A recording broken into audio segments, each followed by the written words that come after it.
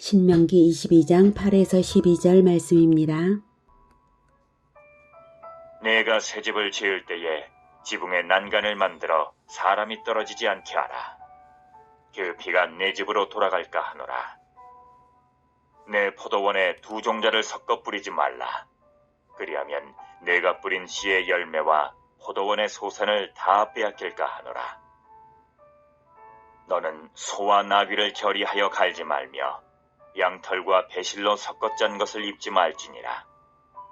너희는 너희가 입는 겉옷의 내 귀에 술을 만들지니라. 사랑하는 형제 여러분, 3월 2일 화요일 새벽 묵상에 오신 것을 환영합니다. 신명기 제2차 설교 중 22에서 25장까지는 광범위한 생활 규례들을 특별한 체계 없이 모은 것입니다.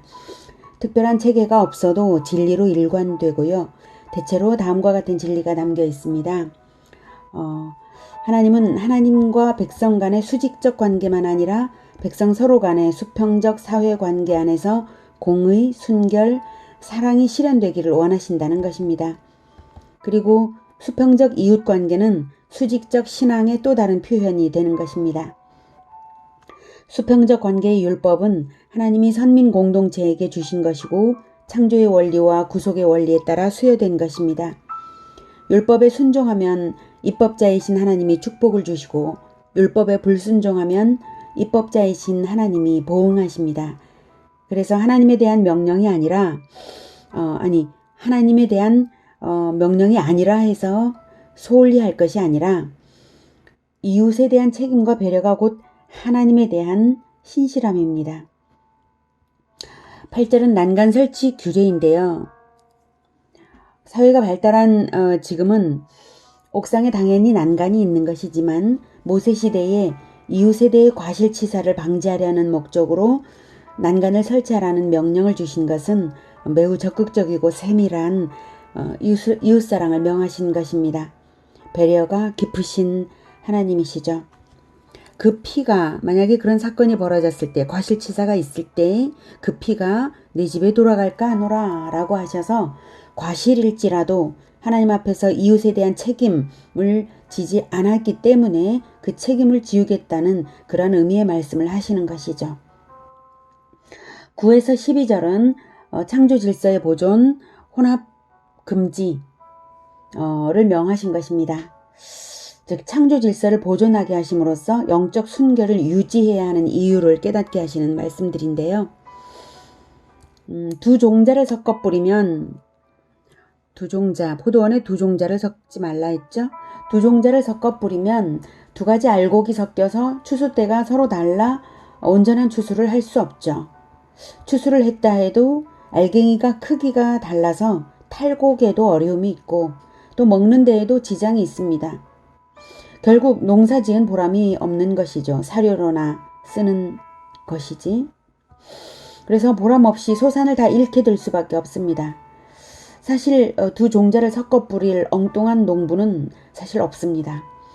그렇다면 하나님은 왜 이런 명령을 주실까요? 백성의 실생활 체험을 바탕으로 진리를 깨우치게 하시는 명령이죠. 자연스럽게 그 자연의 질서에 어울리게 살아가게 되어 있습니다. 인간은. 그렇다면 그 자연의 창조의 질서대로 우리가 살아가는 인간이 살아가는 모습이나 인간의 사고방식, 가치관이 역시 창조 질서에 합당해야 된다는 것을 말씀하시는 것입니다. 즉 영원한 천국에 드리는 씨는 사람을 거듭나게 하는 하나님의 말씀의 씨앗입니다. 하나님 말씀에 세상적인 교훈을 섞어서는 안 된다는 가르침이죠. 세상 교훈이 섞인 것은 하나님 말씀이 아니기 때문에 결국에는 다 빼앗길까 하노라 라는 말씀대로 영혼을 세상에 빼앗기게 될 것입니다. 요즘은 방종이 지나친 시대를 우리가 살고 있습니다. 정말 기상천외한 그러한 행동, 그러한 인생살이들을 우리가 수없이 보죠. 인터넷을 들어가 보면 어떻게 저런 것을 인생살이로 선택을 하고 있을까? 우리가 쉽게 상상치 못했던 일들이 있습니다. 전혀 창조 질서와 무관한 근데 그런 것들이 정말로 진리가 아니라는 것을 성경은 분명히 말씀하고 계신 것입니다. 인간의 자유가 진리가 아닙니다. 원래 하나님께서 자유의지를 주셨지만 하나님을 떠난 자유라고 하는 것은 자유인 것이 아니라 마귀의 종이거든요. 사람들이 몰라서 자기가 마귀의 종로를 타는 줄 몰라서 자유를 절대시하는데요. 하나님을 떠나서는 결코 진정한 자유란 없습니다. 그래서 창조 질서에 합당하게 살아가라 라는 것이죠. 자, 9절 소와 나귀를 결의하여 갈지 죄송합니다. 9절에 네, 이것은 이제 종자를 섞어 뿌리지 말라는 것은 결국 혼합이 성민 정체성을 잃는다는 것이고 10절 소와 나귀를 결의하여 갈지 말라는 것은 두 짐승에게 멍에를 함께 씌우지 말라는 것이죠. 소하고 나귀는 키가 다르고 속도가 다르잖아요. 어떻게 함께 결의해서 일을 할 수가 있겠습니까? 서로가 불행해지는 것이죠.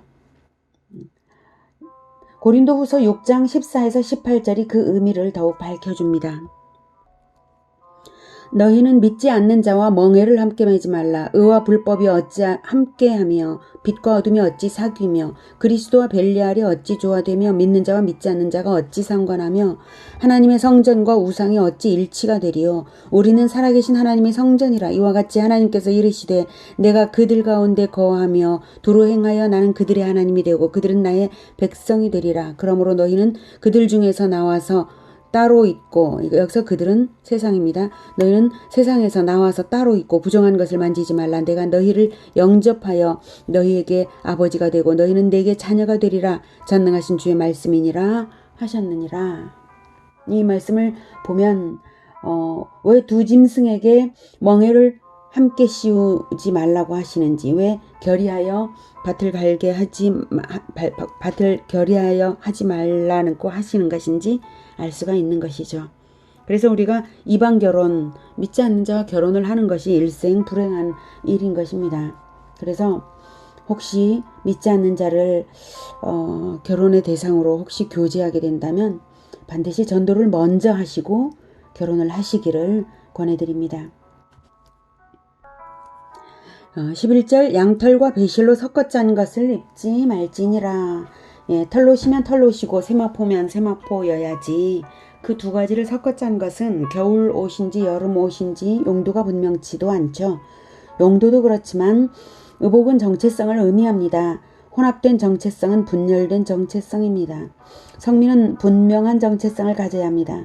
나는 하나님의 백성이다. 이 분명한 정체성을 가져야 하는 것이지, 정체성에서 흔들리면 모든 것이 흔들리는 것이고 성민이 아니라는 것밖에 아니죠. 12절 너희는 너희가 입는 겉옷에 내 귀에 술을 만들지니라. 술은 꽃 모양이죠. 이스라엘 사람들의 넓은 겉옷은 하늘이라면 술은 하늘에 달린 존재를 상징합니다. 민수기 15장 38, 40절을 볼게요. 이스라엘 자손에게 명령하여 대대로 그들의 옷단 귀에 술을 만들고 청색끈을 그 귀의 술에 더하라. 이 술은 너희가 보고 여호와의 모든 계명을 기억하여 준행하고 너희를 방종하게 하는 자신의 마음과 눈의 욕심을 따라 음행하지 않게 하기 위함이라. 그리하여 너희가 내 모든 계명을 기억하고 행하면 너희의 하나님 앞에 거룩하리라. 나는 여호와 너희의 하나님이라. 나는 너희의 하나님이 되려고 너희를 애굽 땅에서 인도하여 내었느니라. 나는 여호와 너희의 하나님이니라. 겉옷은 하늘이고 술은 하늘에 연결된 백성을 의미하죠. 그래서 나는 여호와 너희의 하나님이라 이렇게 강조를 하고 계신 것입니다. 우리 몸은 땅에 살지만 우리의 정체성은 하늘에 매달린, 하늘에 사는 사람들입니다. 그런데 이 술이 겉옷에 연결되게 하는 청색끈이 중요하죠. 청색끈, 여기에 38절에 청색끈을 그 귀의 술에 달아서 연결하는 것입니다. 겉옷에. 이 끈이 중요합니다. 그 끈이 없으면 하늘에 연결될 수 없는 것입니다. 끈에서 떨어지면 안 되는 것이죠. 이 청색 끈이 바로 계명 실천을 의미하면서 하늘에서 내려오신 말씀 그 자체이신 그리스도를 의미합니다. 예수님이야말로 말씀 그 자체이시고 예수님이야말로 율법을 완전히 실행하신, 다 이루신 하나님이십니다. 그리스도께 붙어 있으라는 것이고 그리스도와 함께 계명 실천의 삶을 살라는 것입니다. 수를 보면서 늘 생각하며 마음에 각인해서 그리스도를 나타내며 살아가라고 청색끈으로 수를 달라 하신 것입니다. 오늘은 몇 가지 서로 다른 일상생활 규례들을 통해 먼저는 이웃에 대한 과실치사를 방지하는 정도의 이웃에 대한 책임감을 가지라. 그것이 이웃사랑이다. 라고 하는 것부터 시작해서 창조 질서의 보존, 혼합주의 금지, 하늘에 달린 존재라는 가르침을 들었습니다. 우리를 순전한 말씀으로 온전히 세우시기 위해 하늘에서 내려와 성육신하신 그리스도와 동행하지 않는다면 우리는 이웃을 책임지기 싫고 또 우리는 귀가 얇아서 마귀가 우리 마음밭에 죄의 씨앗을 뿌려놓기 십상입니다. 우리가 그리스도와 동행하지 않는다면 우리는 세상 사람들과 멍해를 함께하는 이방 결혼이나 세상 사람들과 운명을 함께하기 십상입니다. 우리가 그리스도와 함께하지 않는다면 스스로 올가미에 걸리기 딱 좋죠. 한순간도 그리스도와 떨어지지 말고 우리 마음의 묵상이 순전한 씨앗만 심어지고 우리 행실이 순수한 정체성을 나타내는 성민으로 일생 살아가는 우리가 되기를 축복합니다. 기도하겠습니다. 하나님, 우리에게 예수 그리스도를 보내주셔서 정말 감사합니다. 온전한 말씀이신 예수 그리스도, 완전히 실천하여 이루신 예수 그리스도께서 말씀하신 것이 다시금 생각이 납니다.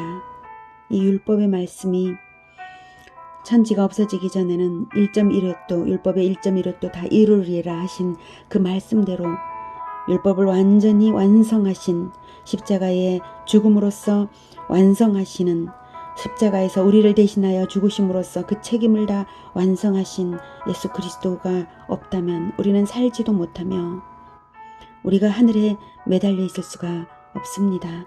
하나님, 우리의 연약함을 불쌍히 여겨주셔서 그리스도를 보내주셨사오니 우리가 옷에 수를 다른 것 같은 그 마음으로 늘 주님께 붙어 있고 늘 하늘에 살게 하여 주시옵소서. 우리가 결코 잊어버리지 말고 예수님을 나타낼 수 있도록 우리들의 묵상에 언제나 들어와 주시옵소서. 언제나 임재하여 주시옵소서. 예수 그리스도 이름으로 기도드립니다. 아멘. 이어지는 시간은 개인 기도 시간입니다.